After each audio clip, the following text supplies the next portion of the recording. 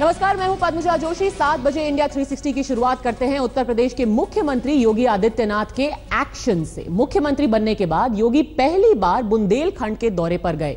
कहीं सरकारी अस्पताल का जायजा लिया तो कहीं स्कूल का। जहां कहीं कमी दिखी, अधिकारियों की क्लास लगा दी।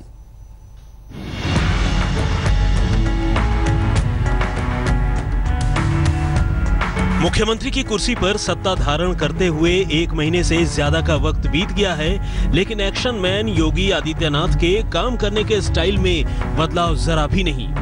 उत्तर प्रदेश का सबसे पिछड़ा इलाका माना जाता है बुंदेलखंड, लेकिन इलाके में सुविधाओं की कमी की सुध लेने झांसी पहुंचे सीएम साहब।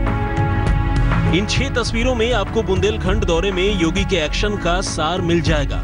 पहले झांसी के सरकारी अस्पताल का निरीक्षण किया, सरकारी प्राइमरी स्कूल का मुआयना किया, अनाज मंडी में खरीद बिक्री की पड़ताल की, सरकारी तालाब में काम का जायजा लिया, कमी मिलने पर अधिकारियों की क्लास भी ली।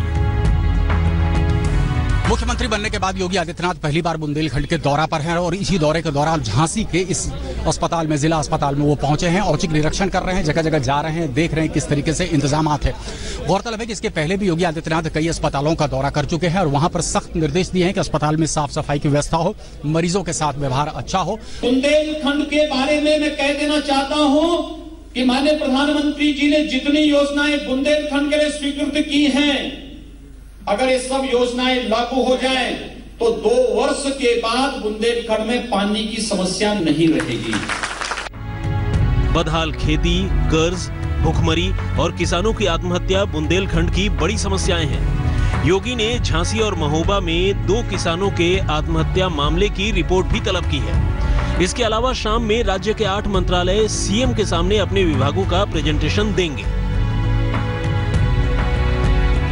बीजेपी और योगी आदित्यनाथ ने चुनाव से पहले की रैलियों में बुंदेलखंड इलाके की बदहाली का ठीकरा बार बार समाजवादी पार्टी और उससे पहले की सरकारों पर फोड़ा।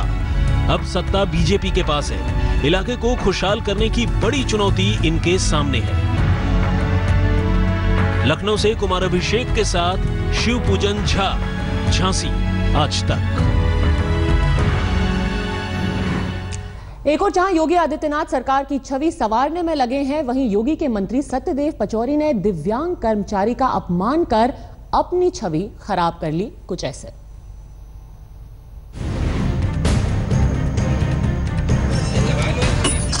उन्नीस मार्च के बाद से उत्तर प्रदेश में न सिर्फ योगी बल्कि उनके मंत्री भी एक्शन में हैं। लेकिन प्रदेश को उत्तम बनाने की कवायद में उनके एक मंत्री सत्यदेव पचौरी की जुबान से कुछ ऐसा निकल गया जो मुख्यमंत्री क्या किसी भी संवेदनशील इंसान को बर्दाश्त नहीं होगा। संविदा पे होता है,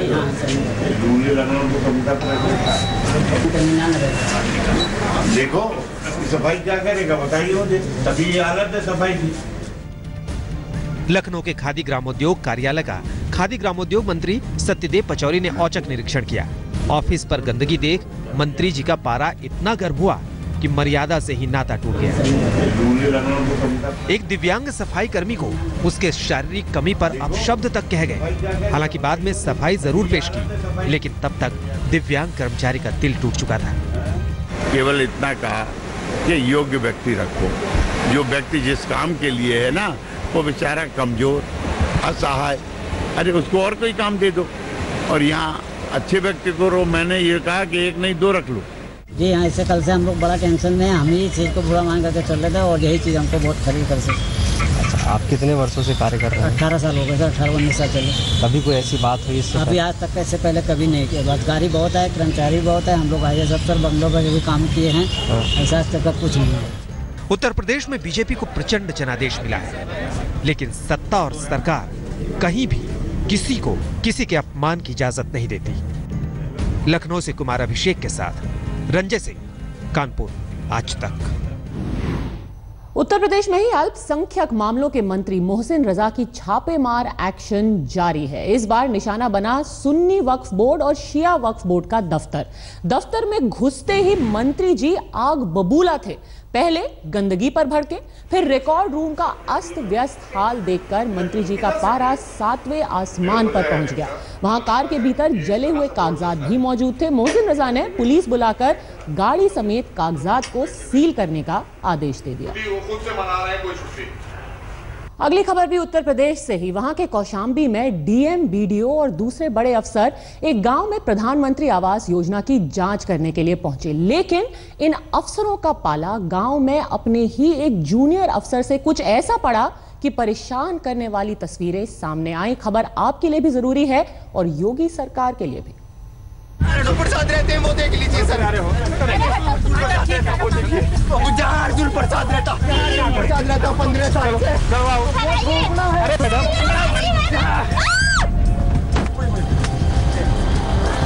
दूसरा बड़ा वाला अगर वो आपात निकला मैं फांसी लगा लूंगा। नहीं कर सकते, ये बात आगे तक जाएगी। इन हैरान करने वाली तस्वीरों को देखकर आप भी सोच रहे होंगे कि आखिर माजरा क्या है। घटना का निष्कर्ष यही है कि उत्तर प्रदेश के कौशाम्बी में ईमानदारी का साथ निभाना एक सरकारी अधिकारी को महंगा पड़ गया।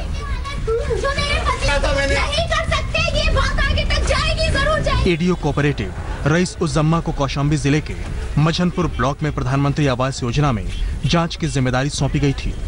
जांच रिपोर्ट में गड़बड़ी का खुलासा शायद बड़े अधिकारियों को हजम नहीं हुई। जांच करने खुद डीएम, सीडीओ और बीडीओ पहुंचे, लेकिन उन्हें वही दिखाया गया जो सच से परे था। इसी पर एडीओ कोऑपरेटिव रईस उज़्ज़मा ने कभी गिड़गिड़ाते हुए, कभी बीडीओ के पैर पकड़कर निष्पक्ष जांच की गुहार लगाई, लेकिन किसी भी अधिकारी ने न तो गौर फरमाया, न ही इंसानियत का परिचय दिया, न ही किसी का दिल पसीजा। उल्टे चलती गाड़ी से धक्का दे दिया। रईस उज़्ज़मा बेहोश हो गए। बता रहे हैं ये सीडीओ साहब, अगर वो आपात निकला मैं फांसी लगा लूंगा। उसका जहाँ रह रहा वो 15 साल से, वहाँ देखिए वो अगर वो झोंपड़े में रह रहा, अगर उसको मैं पात्र कर देता मुझे अल्लाह माफ़ नहीं करता। मैंने उसको पात्र कर दिया तो कितना बड़ा गुनाह कर लिया। पति के बचाव में उतरी एडीओ कोऑपरेटिव की पत्नी भी मौके पर पहुंची। डीएम और दूसरे अधिकारियों के सामने फरियाद की गुहार लगाती रही, लेकिन इंसाफ के बदले सिर्फ दुत्कार ही हासिल हुआ। इनका पक्ष अधिकारियों ने नहीं सुना, जो इनसे उच्च अधिकारी हैं, और बीडीओ साहब से जब ज्यादा खुशामद की तो गाड़ी में गेट खोल के खुशामद करने लगे कि आप सर देख लीजिए, प्लीज एक बार देख लीजिए। तो इनका पक्ष ना देखते हुए इनको धक्का मार। तस्वीरें बता रही हैं कि अपने जूनियर कर्मचारी के सामने अपनी भ्रष्टाचार की पोल खुलती देख सभी बड़े अधिकारी एक हो गए हैं। तभी पूरे मामले में जिले का कोई भी अधिकारी मीडिया के सवालों का जवाब देने के लिए सामने नहीं आया। उम्मीद है कि इस खबर के बाद योगी सरकार गंभीरता से मानवता को शर्मसार करने वाली इस घटना पर गौर फरमाएगी। पंकज श्रीवास्तव, इलाहाबाद, आज तक। वीवीआईपी कल्चर के प्रतीक लाल बत्ती पर मोदी सरकार के फैसले के बाद देश की सियासत में बहस छिड़ गई है। कोई इसे बेहतरीन फैसला बता रहा है तो कोई इसमें सियासी रंग देख रहा है। लेकिन इस सब के बीच बीजेपी के मुख्यमंत्रियों और मंत्रियों ने लाल बत्ती को अपनी गाड़ियों से उतारना शुरू जरूर कर दिया है।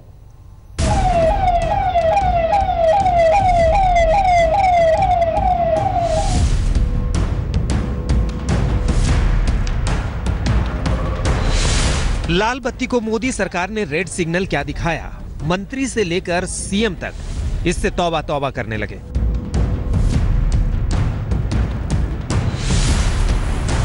वीवीआईपी के प्रतीक इस लाल बत्ती को वक्त से पहले ही बाय बाय कहने लगे। वैसे तो इसकी डेडलाइन 30 अप्रैल है, यानी मजदूर दिवस से देश भर के किसी भी गाड़ी पर लाल बत्ती नहीं लगाई जा सकती। लेकिन उससे पहले ही बीजेपी के मंत्री से लेकर सीएम तक अपनी कार से लाल बत्ती को उतार फेंकने में जुट गए हैं।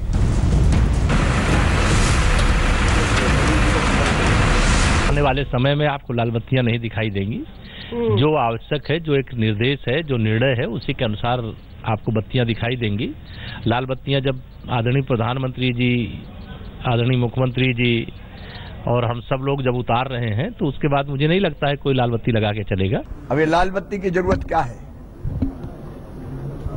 केंद्रीय मंत्रिमंडल ने फैसला किया, हमने भी कल से अमल करना शुरू कर दिया और रास्ते में ही लाल बत्ती हटा दी। मेरी पूरी टीम भी अब लाल बत्ती में नहीं चलेगी। लाल बत्ती को अलविदा करने के फैसले के बाद पीएम मोदी ने ट्वीट किया, हर भारतीय खास है, हर भारतीय वीआईपी है। पीएम ने बरसों पुराने वीवीआईपी कल्चर पर ब्रेक लगाकर हर भारतीय को वीआईपी बताया है, लेकिन इस पर भी कुछ नेता सियासत करने से बाज नहीं आए। फेडरल स्ट्रक्चर में स्टेट का अलग कानून है, केंद्र का अलग कानून है, और ये कानून नहीं है एग्जीक्यूटिव फैसले। कोई जरूरी नहीं है कि इस फैसले को हम माने ही, आवश्यक नहीं है, पूरे देश बाइंडिंग नहीं है ये फैसला। भारत सरकार के हर फैसले हमारे लिए लागू होना संभव नहीं है। आप लोग केंद्र सरकार ने अपना खत्म किया हुआ, राज्य सरकार जब खत्म करेगा तभी हम उसको फॉलो नहीं करेंगे, तुरंत फॉलो करेंगे केंद्र सरकार के डायरेक्शन से। केंद्र सरकार के डायरेक्शन पर राज्य सरकार डायरेक्शन जारी करेगी, सब लोग फॉलो करेंगे। वीआईपी कल्चर को लेकर देश में बरसों से बहस छिड़ी हुई है, लेकिन पीएम मोदी ने लाल बत्ती वाली गाड़ियों पर एक झटके में ही फैसला करके वीआईपी कल्चर पर करारा चोट किया है। अब देखना है कि इसका असर समाज और सियासत पर कितना पड़ता है। लखनऊ में मौसमी सिंह के साथ हिमांशु मिश्रा, दिल्ली आज तक। आज दिल्ली में गृह मंत्री राजनाथ सिंह ने सरकारी बाबुओं की जमकर क्लास ली। मौका था सिविल सर्विस दिवस का, जहां तय कार्यक्रम से 12 मिनट लेट पहुंचे कई बड़े अफसर। इसी बात पर राजनाथ ने उन्हें वक्त से चलने की नसीहत दी। थोड़ी आज मुझे चिंता हुई। 9:45 से कार्यक्रम प्रारंभ होगा। हम लोग कार्यक्रम में भाग लेने के लिए 5 मिनट पहले यहां पर मौजूद हुए।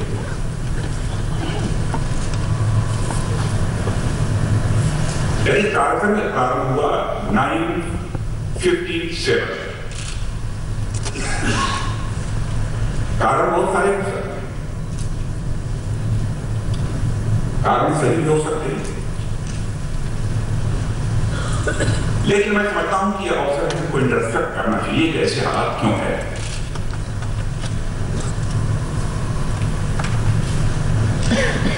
और अच्छा रहा होता कि न पैदा क्या कहीं ना कहीं कोई कमिटमेंट में हमारी कमी आ रही है, क्या हमारा ये स्टील फ्रेम कहीं ना कहीं कमजोर पड़ने लगा है क्या? आप देख रहे हैं इंडिया 360 और अब एक बड़ी खबर आतंक के खिलाफ जंग को लेकर। देश के 6 राज्यों की पुलिस ने मिलकर एक अभियान के तहत 9 संदिग्ध आतंकियों को आज हिरासत में लिया है, जिनमें से 4 पर गंभीर शक है। ये आतंकी निकट भविष्य में कुछ बड़ी वारदात को अंजाम देना चाहते थे। देश में आतंक के नेटवर्क पर छापा, 6 राज्यों की पुलिस का ऑपरेशन, यूपी के बिजनौर मॉड्यूल का खुलासा, 9 संदिग्ध आतंकियों को दबोचा। 6 राज्यों की पुलिस ने हाथ थामे और यूपी एटीएस के साथ अभियान चलाया। सुबह सुबह चलाए गए ताबड़तोड़ तलाशी अभियान के तहत मुंबई, लुधियाना, नरकटियागंज, बिजनौर और मुजफ्फरनगर में पुलिस ने छापे मारे। इस ऑपरेशन में 9 संदिग्ध आतंकियों को हिरासत में लिया गया है। 4 पर आतंकी साजिश रचने के आरोप हैं। 9 व्यक्ति डिफरेंट स्थानों से उनको पुलिस ने अपनी हिरासत में लिया है और उनसे पूछताछ की जा रही है। 4 ऐसे व्यक्ति हैं इसमें जिनके खिलाफ हमारे पास एविडेंस हैं और उनके खिलाफ हम विधिवत कार्रवाई करने जा रहे हैं। ये गिरफ्तारियां मुंबई, लुधियाना और बिजनौर से हुई हैं। इसके अलावा 6 संदिग्धों से पूछताछ जारी है। सबूतों के आधार पर कानूनी कार्रवाई की जाएगी। बताया जा रहा है कि यह आतंक का बिजनौर मॉड्यूल है, जिसमें दर्जन भर से ज्यादा लोग इंटरनेट के सहारे एक दूसरे के संपर्क में थे। पुलिस और एटीएस को यह सूचना थी कि आतंकवादी हमले के लिए एक गिरोह तैयार हो रहा है, जिसमें कुछ लोग बहुत सक्रिय हैं और वो लगातार नए सदस्य बनाने की कोशिश में है।